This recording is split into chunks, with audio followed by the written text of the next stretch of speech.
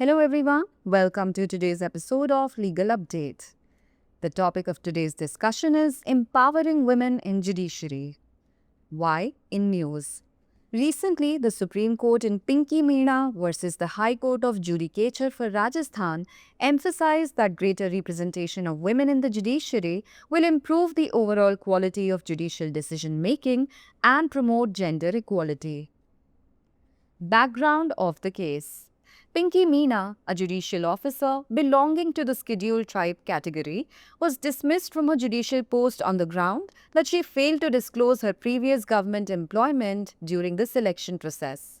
The authorities alleged that she concealed her prior government job, which was considered a serious breach of service rules, leading to the issuance of a show cause notice and subsequent dismissal.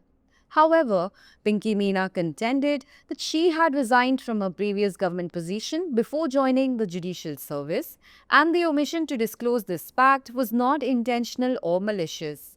The High Court had dismissed her on this ground. Court observation. The Supreme Court bench of Justice B.V. Nagaratna and Justice S.C. Sharma highlighted the underrepresentation of women in the judiciary, emphasized need to increase women's participation for judicial diversity. Diverse judiciary better understands varied social realities and improves quality of justice. They identified three key stages for women in law: entry, retention, and advancement to senior roles. Women judges at senior levels challenge gender stereotypes and societal perceptions. Greater visibility of women judges encourages women litigants to seek justice confidently, appreciated appellants' perseverance and educational achievements. They appreciated appellants' perseverance and educational achievements. They found dismissal disproportionate and reinstated Pinky Meena. Provisions involved. Article 14 of the Constitution of India guarantees equality before the law and equal protection of the laws to all persons within the territory of India.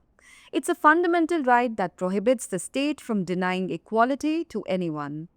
Article 16 of the Constitution of India ensures equality of opportunity in matters of public employment, prohibiting discrimination based on religion, race, caste, sex, descent, place of birth, or residence. It guarantees that all citizens have equal opportunities for employment or appointment to any office under the state.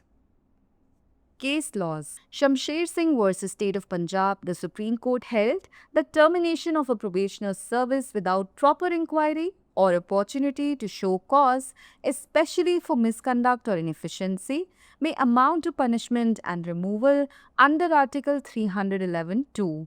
If termination is without stigma or misconduct, it is a simple termination. Jaswant Singh Pratap Singh Jadeja versus Rajkot Municipal Corporation. The SC observed that where a probationer's discharge after completing the probation period contained allegations and circumstances showed it was not solely based on work assessment, the termination was held to be stigmatic and punitive.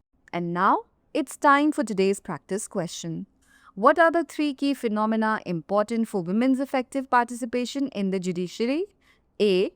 Entry, retention, and advancement of women in judiciary. B. Salary, promotion, and retirement benefits. C. Training, mentorship, and networking. Or D. Education, employment, and social status. Send us your answers in the comments section. Thanks for watching.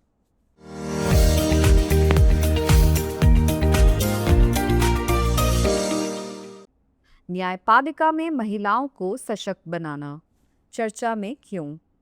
हाल ही में पिंकी मीना बनाम राजस्थान उच्च न्यायालय मामले में सर्वोच्च न्यायालय ने इस बात पर जोर दिया कि न्यायपालिका में महिलाओं का अधिक प्रतिनिधित्व न्यायिक निर्णय लेने की समग्र गुणवत्ता में सुधार लाएगा और लैंगिक समानता को बढ़ावा देगा।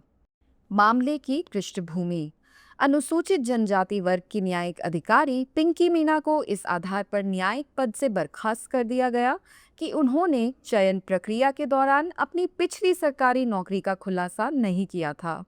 अधिकारियों ने आरोप लगाया कि उन्होंने अपनी पिछली सरकारी नौकरी के बारे में जानकारी छिपाई, जिसे सेवा नियमों का गंभीर उल्लंघन माना गया। जिसके कारण उन्हें कारण बताओ नोटिस जारी किया गया और बाद में बर्खास्त कर दिया गया।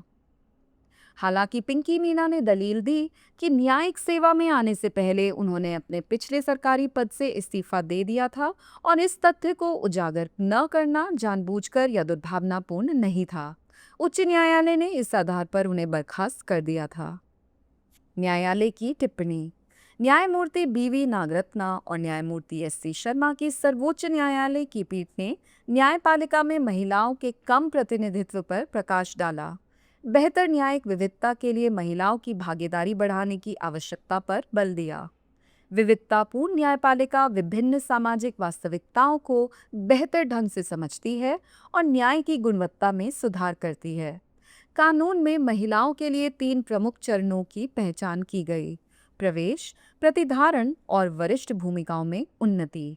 वरिष्ठ स्तर पर महिला न्यायाधीश लैंगिक रूढ़िवादिता और सामाजिक धारणाओं को चुनौती देती हैं। महिला न्यायाधीशों की अधिक से अधिक उपस्थिति महिलावादियों को आत्मविश्वास के साथ न्याय पाने के लिए प्रोत्साहित करती है। अपीलकर्ता की दृढ़ता और शैक्षिक उपलब्धियों की सराहना की गई। बर्खास्तगी को असंगत पाया गया और पिंकी मीना को बहाल किया गया। शामिल प्रावधान। भारतीय संविधान का अनुच्छेद 14 भारत के क्षेत्र के सभी व्यक्तियों को कानून के समक्ष समानता और कानून के समान संरक्षण की गारंटी देता है। यह एक मौलिक अधिकार है जो राज्य को किसी को भी समानता से वंचित करने से रोकता है।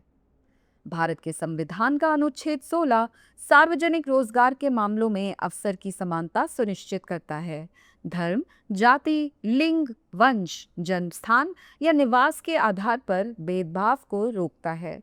यह गारंटी देता है कि सभी नागरिकों को राज्य के तहत किसी भी कार्यालय में रोजगार या नियुक्ति के लिए समान अवसर हैं। संबंधित केस। शमशेर सिंह बनाम पंजाब राज्य मामले में सुप्रीम कोर्ट ने माना कि उचित जांच या कारण बताने का अवसर दिए बिना किसी परिवीक्षाधीन व्यक्ति की सेवा समाप्त करना, खास तौर पर कदाचार या अकुशलता के लिए अनुच्छेद 311(2) के तहत दंड और निष्कासन के बराबर हो सकता है। अगर बर्खास्तगी कलंक या कदाचार के बिना है तो यह एक साधारण बर्खास्तगी है। जसवंत सिंह प्रताप सिंह जडेजा बनाम राजकोट नगर निगम मामले में सर्वोच्च न्यायालय ने कहा कि जहां परिवीक्षा प्रोबेशन अवधि पूरी करने के बाद परिवीक्षाधीन व्यक्ति की बर्खास्तगी में आरोप शामिल थे और परिस्थितियां दर्शाती थी कि यह पूरी तरह से कार्य मूल्यांकन पर आधारित नहीं था, तो बर्खास्तगी को कलंकपूर्ण और दंडात्मक माना जाता है। और अब समय है आज के अभ्यास प्रश्न का। न्यायपालिका में महिलाओं की प्रभावी भागीदारी के लिए 3 प्रमुख घटनाएं क्या है? ए. न्यायपालिका में महिलाओं का प्रवेश, प्रतिधारण और उन्नति। बी. वेतन, पदोन्नति और सेवानिवृत्ति लाभ। सी. प्रशिक्षण, सलाह और नेटवर्क पैच। सी. प्रशिक्षण, सलाह और नेटवर्किंग।